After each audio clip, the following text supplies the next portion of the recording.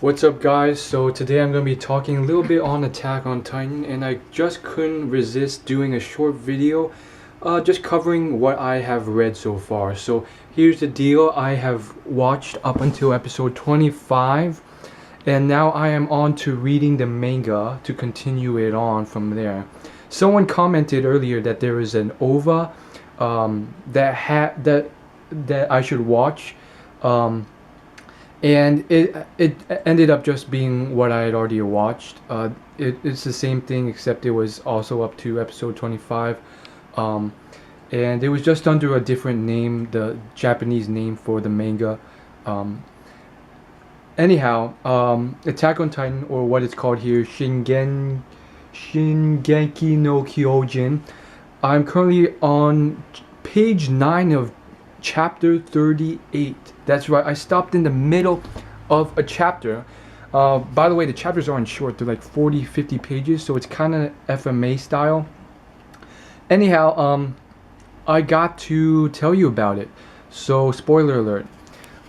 So I finished watching the episodes up to 25, and we know that Annie has now she's frozen herself like Sleeping Beauty, Cinderella, and we are now at the stage where it appears Squad 104, for whatever reason, there's a lot of mystery going on about it, which I like.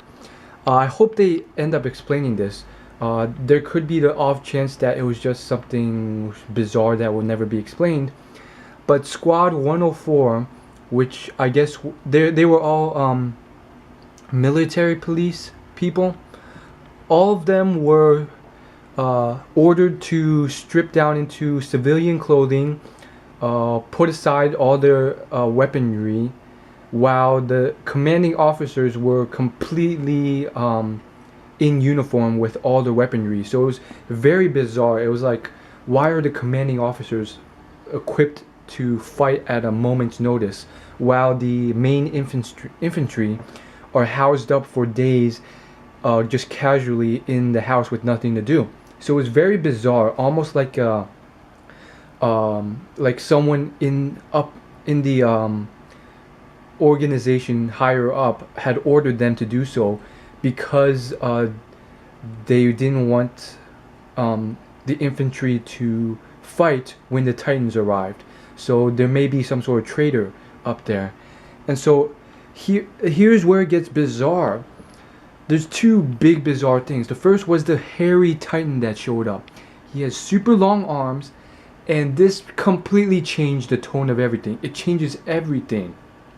So this Titan can speak, and he's intellectual. He's an aberrant who can speak intellectually, and he has chosen to talk to the humans. So there's the theory I had that maybe these Titans were just so intellectual that they viewed the humans as ants, so they didn't even bother talking to them. Now with this new, information, like this Titan, granted, he still sort of viewed the humans as ants, which was sort of revealed, but now we know so much about this now based on this little information. So you guys read it, so you probably know what happens, but long story short, he tells one of the stupider Titans. So my theory with the different levels of Titans was confirmed. There's the stupid ones who just take orders, who like to eat humans but are just drones basically. Then there's the aberrants who are like intellectual. Here's the difference though. I believe this hairy Titan, the first one we've seen with hair, who is actually taller than the classical 15-meter Titans, this guy is like 17 meters. I don't think he's one of those who can transform into humans and vice versa. Based on his behavior, I think he is just a Titan, but he's intellectual. And this sheds light on the fact that, okay, no, this isn't just some complete government conspiracy, because this is an actual Titan who is like confused with the humans. He's like, what's that thing on your back? That's a nice invention. Let me take it back so I can study it with my group. So it's almost like they don't know about this yet. So it's very disconcerting, and that begs the question, if the Titans know that the humans are intellectual and speak the same language, that begs the question, like, do they have no empathy for the humans and how they're being killed off? Or maybe the developments were so recent that the Titans, up until this point, did not know that the humans had grown to such a extent intellectually that they didn't have a need to empathize with them. Um, so long story short, I think it still doesn't make sense because humans have been so smart and intellectual for at least the last 100 to 200 years. So it didn't really make sense. It's very disconcerting. Then we have this new revelation with the fact that the entire wall was built with Titans. So it all sort of comes together now. Most likely, what has happened here is that the Titans, or a very large scale, maybe 20, 30 meter Titans, 50 meter Titans, they were commanded to line up to form the wall, and then they were ordered to use their crystallization to cement themselves inside the wall to create the wall. And therefore, as soon as they were cemented, shadows fell upon them, so no sunlight could penetrate them. And because of that, my theory is that they fell into a deep slumber, and that is why they, when the priest found out about it, he was like, "Quick, patch up the wall before sunlight hits the Titan," because then he would have waken up and most likely destroyed the wall in his fury. So that's my whole hypothesis, and it makes sense. As to how Aaron's going to patch up the wall, there was that depiction of him like in a distorted sort of body position, where his like hair sort of grows and covers up the whole wall. It was kind of strange, but we'll get to that. So it's sort of unraveling the puzzle even more, and like it's kind of implicit here that the author's making it up as he goes, as like most authors. Not every author. J.K. Rowling, towards the later part of Harry Potter, she sort of like had it all figured out before she started writing. You could sort of tell in the later books. But regardless, what we have here is, it's very interesting because long story short, I think what's going on here, and then there's that girl who, for whatever reason, has somehow who hangs around Ymir. Based on her dialogue, I don't think she knows anything about what's going on. She doesn't. If she does, like, she wouldn't be like engaged in the infantry and so willing to go out in the front lines. Maybe she has some secret information that she herself has no idea is related to this conspiracy. And then there's that final revelation, which boggles my mind, with the town Connie visited, his hometown, where all the Titans are gone, and there's no Titans around except that one who has limbs that can't be moved and a ginormous head, so it's just sitting there and it can't move. And then there's the fact that there's no blood anywhere, and that there's still horses in the stable, and it's very disconcerting as to whether or not the townsfolk actually escaped or something happened to them.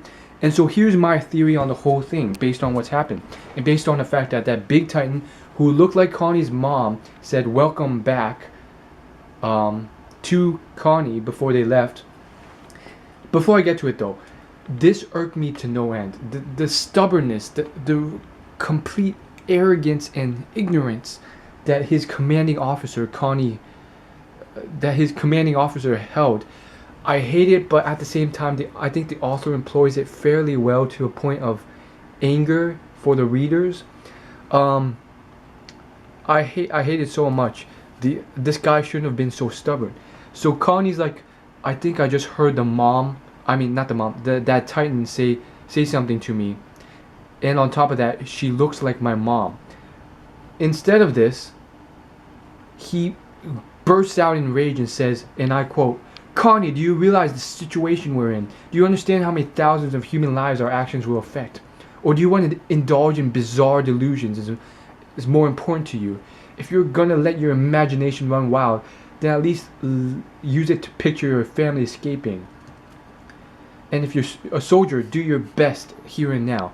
And I understand that this commanding officer wants Connie to move on before he sees the stables, because then if he sees the stables and realizes that all the horses are still in it, then he'll know that his home folk did not really escape and something bizarre happened to them.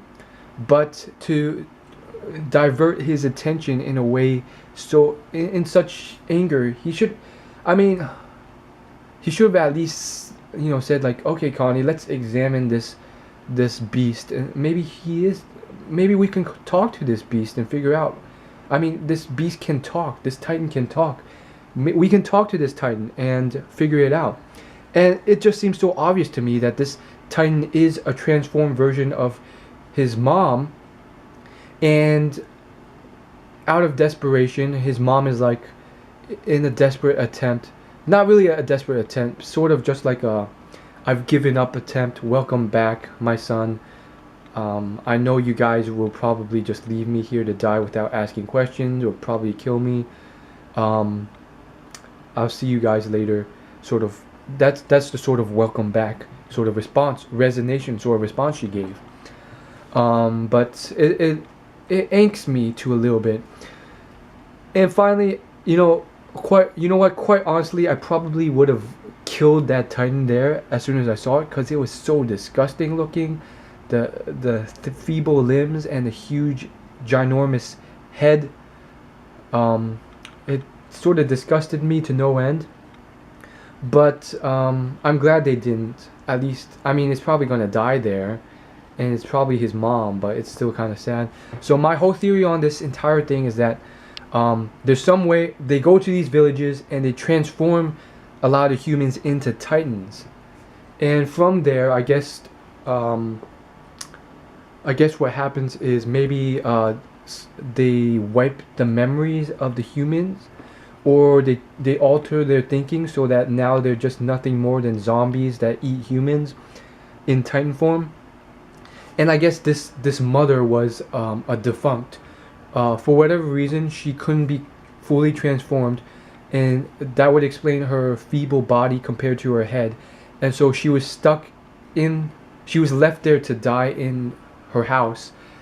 And then it's really sad, but her mom is just looking on his son and just can't do anything. It's really sad. So it's a lot of mystery regarding all this. I had a comment about a week ago on one of my videos saying everything will be explained, even the titans.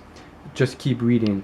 So I'm assuming in the next 20 chapters it will be explained, or the next 10ish chapters actually. I'm almost there, which is kind of scary.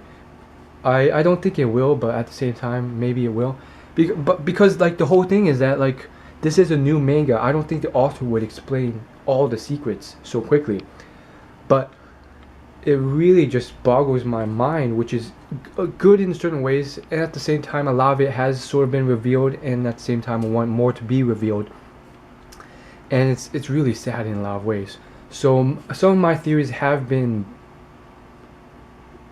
thrown away because, like, if you watch my previous videos, I said how I thought this was a complete government conspiracy, and that all the aberrant intellectual titans were somehow part of the government.